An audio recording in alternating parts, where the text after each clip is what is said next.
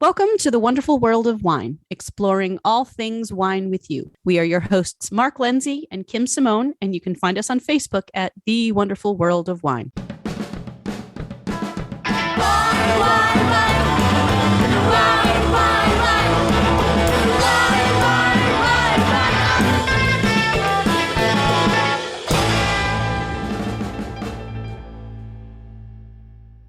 Hello, everyone, and welcome to this week's installment of The Wonderful World of Wine. Every week, Mark and I bring you trending topics in the wine world. Now, how are you this week, Mark? Everything's good, Kim. How are you? Good. I'm fine, thank you. Busy as ever, but everything is good. Good. Yeah, we have some kind of wine trivia. I feel like to bring to our listeners today, and then some other things from kind of market research and what's going on out there in retail shops and with consumer attitudes towards wine. So the first thing that we wanted to talk about was that indentation on the bottle of a bottle of wine. And this is a question that we do get every once in a while. It's like, why is that there? Why is a wine bottle, why does it have this particularly unique shape with this little indentation on the bottom? Like, does it have to be there? Is there a special reason for it to be there? And we found an article that really walks you through the whole reason why that started, why it's still there, maybe why you don't need it anymore. So a very concise little article in Reader's Digest about the punt at the bottom of a bottle. Yeah, Reader's Digest. I a few articles lately in Reader's Digest. Yeah. A blast from the past. Right? I know, with up-to-date wine information. Yeah. So the term for that indent is called a punt, a P-U-N-T. And first, I thought, Kim, we should maybe say the standards of bottles for wine. They have what's called the Burgundy bottle, a Bordeaux bottle, or a Riesling bottle, which people say like a flute bottle, right? Flute, right. So these are the different shapes of bottles. Of the bottles. Yep. And then on the bottom, there's usually an indent. And the best way to really know what this is to think of a sparkling or champagne bottle. All champagne and sparkling wines have this big indent or a punt on the bottom of the bottle. So what's it there for? What's the function of this indent? It has a lot of history, right, Kim? And yeah. And I think most of it is actually tied to the history. So there's not necessarily, I feel like, a need to have it. And there are some traditional styles of wine bottles that actually don't traditionally have a punt. So I believe that German flute doesn't usually have any indentation on the bottom of it. Right. But the reasoning behind it seems to be tied to both technological reasons. So at one point in time, it made the glass stronger, or it made the bottom of the glass a little bit easier for the glass maker to make kind of a smoother shape so that there wasn't any rough edges on there. But the one that they mentioned first was about ease of pouring for servers in restaurants. So you could actually hold the bottle, and if it's a deep enough indentation on the bottom there, you could just stick your thumb in there and then hold onto the bottle as if the bottom of the bottle were like a little handle. Have you ever done that? I have, actually. Yeah. It's not the easiest thing to do. Sometimes it's kind of hard to get that grip on that bottle that way. I've tried and been, successful in my own way, I would say. Yeah. Usually there's some weight to them that you can really put your hand in there. And some of them some bottles are really heavy. But it doesn't change the flavor of the wine, whether there is that heavy indentation or not. And frankly, the shape of the bottle doesn't have any impact on the flavor of the wine either. And this is a question that I sometimes get from people, thinking that different wine bottles are shaped the way they are because they have an impact on the style of the wine inside. But really, it has nothing to do with the flavor. It really just all has to do about tradition. Yeah, the bottle styles we talked about for wine types are usually consistent for the type of wine that goes in the style of bottle. But that punt, as far as the width, the depth, the shape, or even if it's existing at all, is usually different on most bottles. Yeah. So you had mentioned the punt is there for either to make it strength for the glass, but they also mentioned something about the history. It was there so it could stand up the bottle. Right. Yep. So Because if it was when totally wine flat, bottles, yeah, when wine bottle technology was in its infancy and the bottles were maybe not made so consistently by machine and that a lot of them were still blown by hand. And I think a lot of people don't know that the technology to make wine bottles is really only a few hundred years old. It's not like the wine bottle has been around for thousands of years. It's been around for hundreds of years, yes, but still a fairly new technology in the grand scheme of things. So for a lot of wine bottles, when they were being blown by hand, you needed this extra level of, I don't want to say protection, but guarantee that it would be sturdy and that you could stand it up. But then it also had to have the ability to lie down so that the cork wouldn't dry out. when you first learned about wine came in bottle types and the punt, what was your first thing you learned that it was really used, it was in the bottle for? I want to see if we kind of, because we didn't mention it yet to the listeners. I think that when I've run across it in my studies, like the history of it, it was more tied to sediment. Correct. Does that sound That's similar to what you learned? Yeah, I love when we go in the same direction. It's because we've studied all the same stuff. And if you look at the wine, and it goes into the glass. So if a wine is the type where something is settling, if it's a sparkling where there might have been some yeast cells, dead yeast left in there or something, it would go around and settle to the bottom. So when you pour it, it helped out with that. So they didn't really focus a lot on the article about the sediment thing. It was more as the serving thing. Yeah. But I think they also mentioned about when red wines might throw some sediment as far as their tannins go, and then it can collect at the bottom of the bottle as opposed to still staying in solution. Bottom. But then that doesn't, if you're laying your wines down, it's not going to be hanging out in the bottom of the bottle anyway. It's only if you've got your wine standing up. So that one, okay, that can work, but it all depends on how you're storing your wine. So the article mentioned, what if there is no punt in the bottom of the bottle? And this is something I had to ask you about.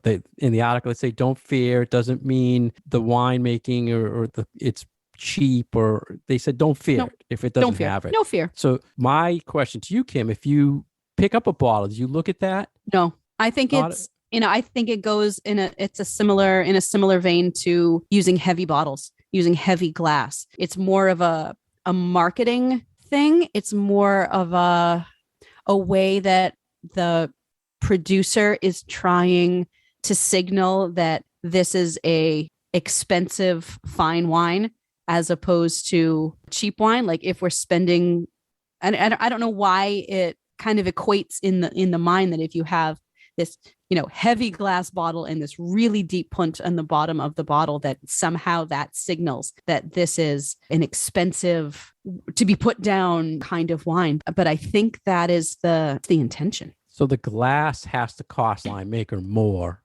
if they use a thicker bottom it depends on the depth of the punt too. If it's a real indent, it has to cost more form of right, because then for the form of the bottle. So you've given away space that would otherwise be filled with wine. So you still need to fill the same 750 milliliters of wine in that bottle, but now you've got a little bit more glass that you have to cover for as well.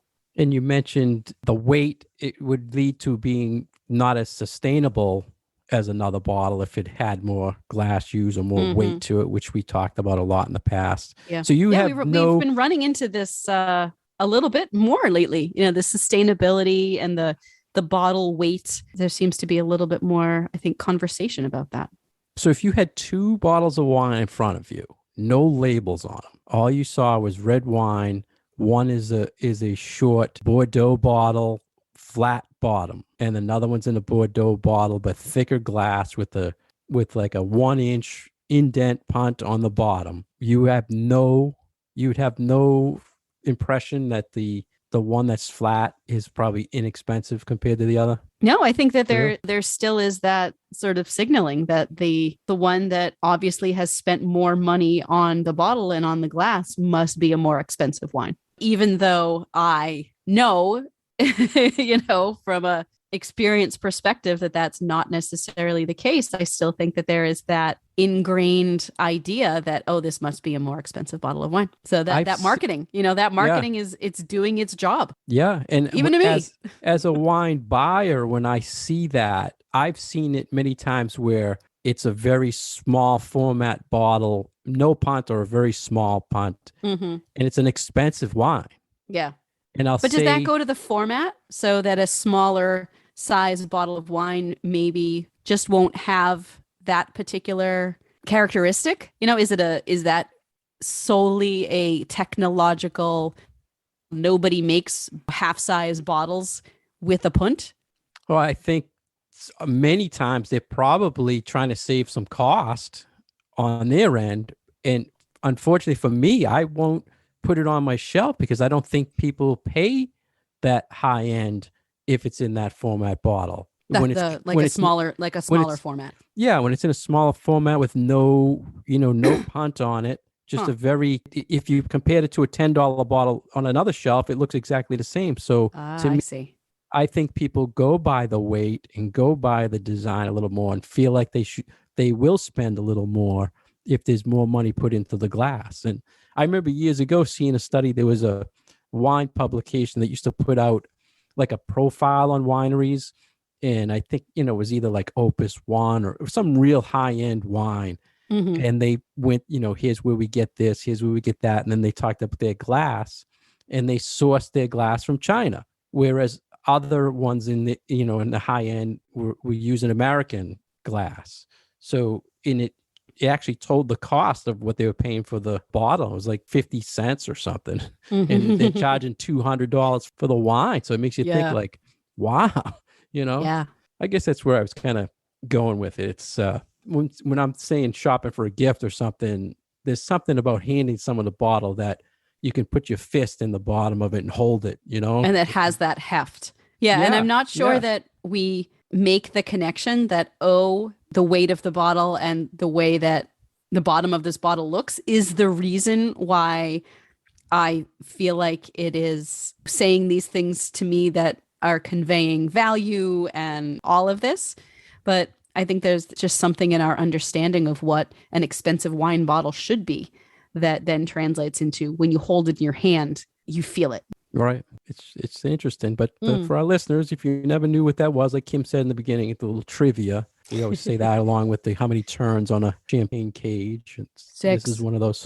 Yeah, this is one of those things. Love our trivia.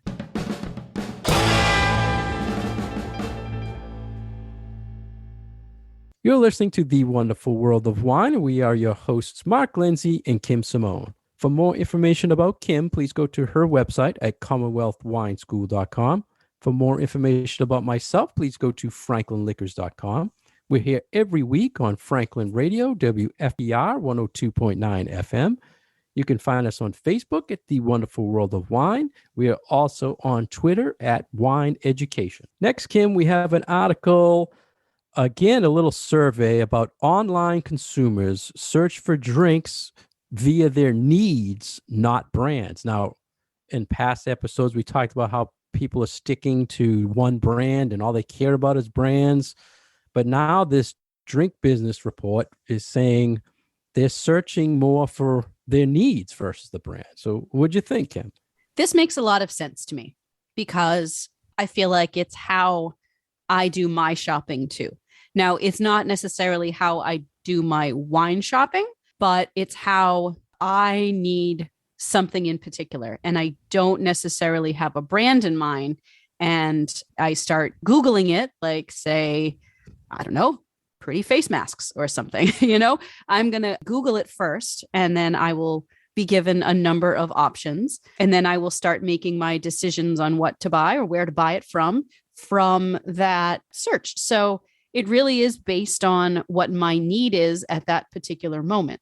So it makes sense that people would shop for wine in the exact same way. So maybe you are looking for a light white wine. Maybe you are looking for a wine to go with a particular dish. Maybe you're planning a wedding and you want to make sure that you have a wine that's bubbly and that you can toast with that isn't going to break the bank. So I get it. I get where this article is saying that searches for particular categories have crossed over into wine purchases as well. So I was getting nervous when I started the article because it seemed like it wasn't wine at first related, because they were saying 78% of Amazon searches are unbranded. Mm-hmm. So, and I want to bring it back to what you were saying. So when you search for wine, you might search for, show me a white Bordeaux or something, specific, but maybe the average wine consumer, when they're searching, you says white wine near me, or light white wine near me. Yeah. So a little bit of definitely a broader category. Right. Search. So you think that's what they're kind of doing here? I think so. With a search, just a more broader search. Broad, but also need-based in the moment. So like if you know that you are going to have a particular meal for, say, Valentine's Day, and you do a search for what wine is going to go with this. Like I see that as a need-based search, because you are focusing on one particular time that you are going to use this wine, and it's fitting in that need category, I guess, if that makes sense. Yeah. They mentioned consumers are looking for more health conscious, low cal, gluten-free, but not specific brands. So on that, I think maybe they don't know what brands make, low cal, healthy wines. Exactly. That occurred to me too. Right. That so there's that the lack of knowledge, the lack of information out there for those things. So then, of course, you would start with a search. And it's probably good data for wine companies for marketing. They might need to market a little different to stand out, right, from hearing things like this. So, unfortunately, they can also use that, I think, in a bad way, as saying, putting more things out there with healthy, to key you into finding their product when it's not really healthy or low cal or sugar free or anything like that. Because the search all these other things we've talked about numerous times. How many times have we done a Google search for something and you get totally brought a different direction based on people knowing what you're looking for? So, and I have found that with wine all the time. Like, even if I put in a very specific search, like producer, wine name, vintage, and maybe price or something, and what pops up most of the time is not that wine. It's like, why did you even show me these other wines that aren't the wine I'm looking for? And then it's like, oh, because if I don't find the wine I'm looking for, I'm going to need an alternative. And maybe this wine will be the alternative. So they're taking the chance of showing me these other options on the off chance that maybe I will settle for not the exact same thing that I'm looking for, but something similar. Right. And I have to tell you, Kim, a little insider retailer thing, but I have a system where everything I scan automatically populates to Google. And a lot of times I'll get caught and people say, oh, I know you have this product because they Googled it, right? But a lot of times people call me and say, I saw you have this product. I'm like, no, like, I don't have that product. I never had it. Never would have. Like, how did that even come up? So sometimes I wonder how things happen like that. Yeah. And I can actually see, what people are searching for and stuff. And some of the questions, like, I don't know where they get the information, but like I said, it all leads back to this article saying that it's a specific need. It's not a brand, and it can be really hard to find the wines you're looking for sometimes, especially online. And many times people come in, I'm looking for, I'll just make up something, flowers wine, right? And that might be the name, but not the vineyard. So I can't search it unless I know the wine. So I have to put in the Google what they're telling me and kind of decipher and go the direction to find out who's behind it. Yeah. So I can find it to order for them. So I can see where it's not a branded. I can see that. I can see that. And doesn't that go back to the complexity of wine, like we were talking about last week? You know, that there are these layers of knowledge that when you have them, not only does it make your enjoyment of the wine a little bit more complete, but it also helps in this sort of nitty gritty part of even just finding the wine you're looking for. we like to joke sometimes that somebody would come into the store and say, I had a bottle of wine once and it had a bird on the label. Do you Right. have it? It's like, oh Right. my God, like, Right. really? But then you think about it and it's like, I could totally see myself doing that in a different context for a different product that I don't have this really well honed knowledge base of. So like cars, like I know nothing about cars. Like if I were to go, I don't know, ask questions to buy a car, I would probably say really stupid things that if you're a professional in that particular area, it seems like it would be common sense. But in reality, if you don't know the ins and outs of that thing, it's not. So there's a lot of that with wine. And I think that's one of the reasons why it is so, I think, intimidating for people and kind of tough to wrap your brain around. So we recognize that, listeners, that there are all these little pieces of it that to us, we're like, why doesn't it just make sense that you would be able to interpret who's the producer on this label when we think that it's so self-explanatory, but really it might not be.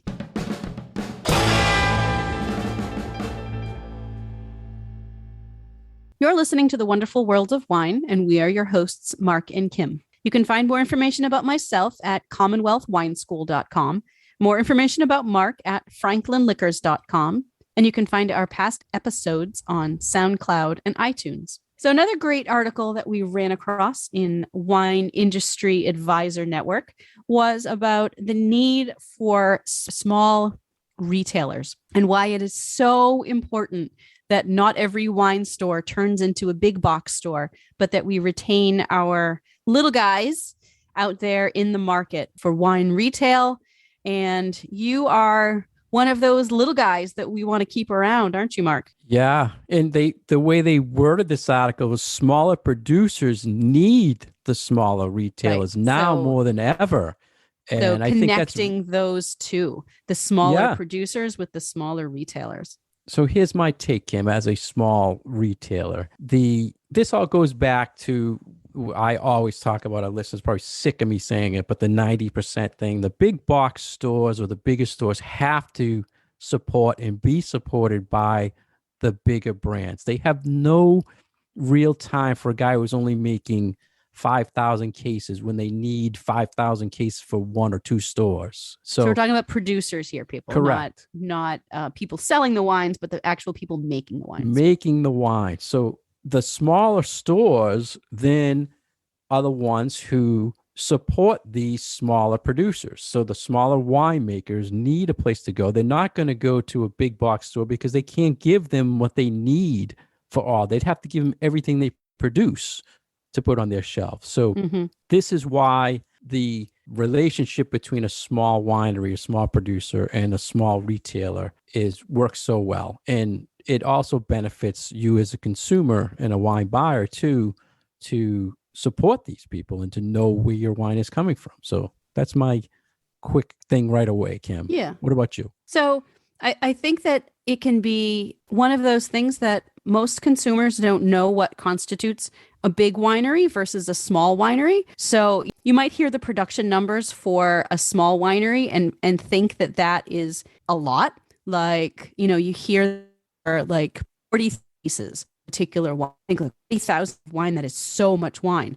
That's a small to mid-sized production, I would say. We have some producers that we work with in France or in California that, maybe of a particular wine, they only make 5,000 cases. And you might be thinking, 5,000 cases. That is super small. Like that is really tiny production. So some of these bigger brands, that you see kind of everywhere on the shelf, we're looking at what?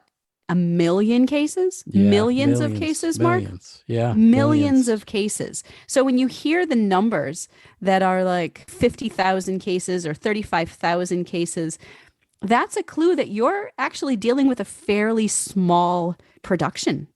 Probably a family, or definitely would qualify as a small business. So the little guys that we're always talking about supporting, support your small business, support your mom and pops, support those places that maybe do donations to your, to the local community, or there's a little league team named after them, or, all those little things that we talk about that are about community and small business people, and wanting to make sure that people can earn a living doing things that they can really take pride in and that they love doing. So that's what we're talking about when we talk about these small wineries. They might have a family component like your store does, Mark, or it's a husband and wife, or it's a mother and her daughters, and these people are out there in getting dirty. It's like an episode of Dirty Jobs, and there's real work that goes into it, and people who really take pride in what they're doing. We talked about how wine consumers lately have relied more on Google and apps. And many times, this is something to think about. When people are buying wine, most of the wine they're seeing is from a bigger brand. So they're putting out reviews about it. They're putting out things on the internet about it. So when you use that to research a wine, most of the time you're going to get feedback on the big brands, right? The smaller producers might be harder to find that feedback on. So when the little stores are stocking those products, they know about that wine because chances are they have a relationship with the actual winemaker. They can tell you the story behind the bottle. Mm-hmm. When you go and shop in a bigger store, a bigger retailer, you really can't ask someone there, what's the story behind this wine? Tell me about the winemaker on this wine. Tell me about what's in this wine, that type of stuff. So that's the real benefit of the small producers and supporting. And that's why they say now they need them, because with everything that was going on, there's so many wine SKUs out there or brands out there. There's too many, not enough wholesalers to support all these little guys. So the benefits of a small producer being supported by a small retailer, there's just so much out there, Kim, that there's so many products that are being produced. It's hard for that smaller producer to get things on the big store shelves. So they need those smaller stores to get those products in there. They don't have enough wholesalers that want to support their products. So if they're lucky to get into a wholesaler, then they probably have to work themselves to work with the retailer to get it on the shelf. Yeah. And that was one of the things that I was going to bring up, was that it's not just the level of the responsibility of the producer and then the wine store owner. There is this other level in between of the distributor and also the importer. So it's not necessarily the case just of, hey, you've got a little producer and they want to sell their wines in the United States, but how is that going to happen?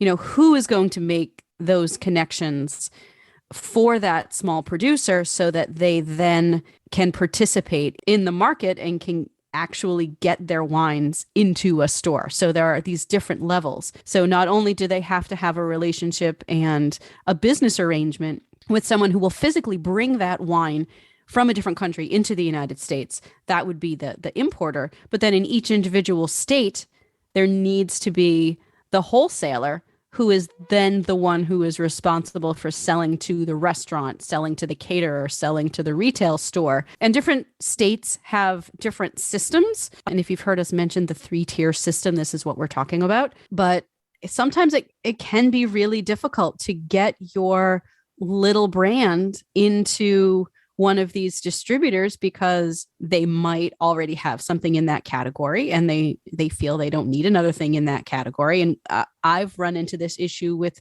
trying to get wines from the Finger Lakes of New York into Massachusetts, where, when we talk to distributors about these wines, the thing they'll come back and say is, oh, well, we already have 3 brands from upstate New York and the market can't support us having another brand. So it's almost like this gauntlet that needs to be run for these little guys to be able to even have the ability to sell their wines in our market. There's so many obstacles. And then you have the whole restaurant obstacle. It's hard for them, the smaller producers, to get their products into a restaurant. And then with the changing COVID, they're not really taking in new products. So the small retailer is an in for them to get it in. But like you said, if the distributor is not picking it up to bring it in for me to buy, I can't sell it to you. So It's a whole loop that can be very difficult. Yeah. But and there's again, also, there's manpower, like how much attention is a particular distributor going to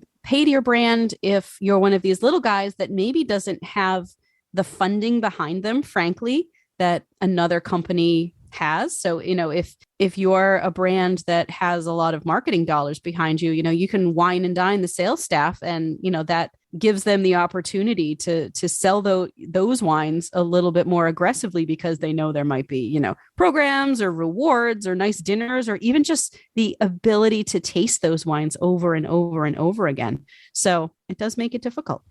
Many times, Kim, these are exclusives that small stores are selling that box stores are not selling. Mm-hmm. The wines have been tasted, tested by the small stores. So many times big products are not even in tried, and they're just put on shelves. So it's all about a connection. Yeah. And if you're ever looking for something like this, just walk in any retailer or any restaurant and ask them for something that's kind of what they think is exclusive, or they can tell you the story behind it, or a product that the winemaker or the winemaker has been there promoting their product. If you want to support someone like that, yeah, many places can hook you up with something like that.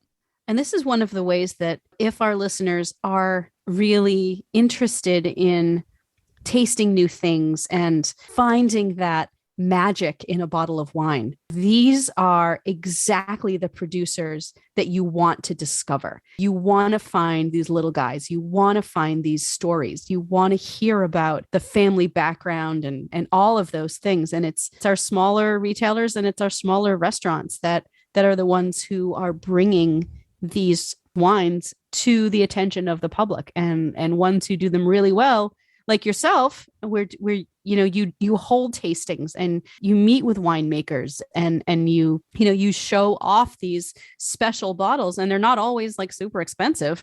So just the act of bringing them to people's attention and getting to try them, and as long as you, the consumer, has an open mind and wants to try something new, bring something different home, it really can open up a whole new world of tasting really interesting, cool wines. And there's so much out there. And it's really a nice thing to know that you're supporting somebody small, some small family business.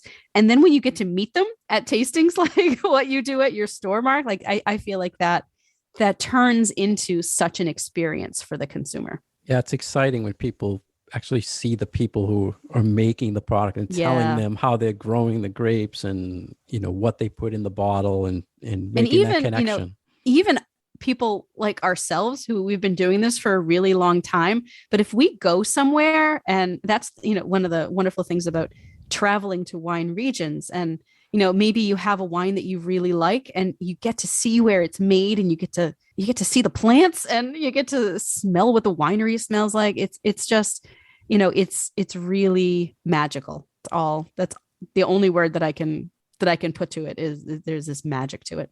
Yeah, I agree.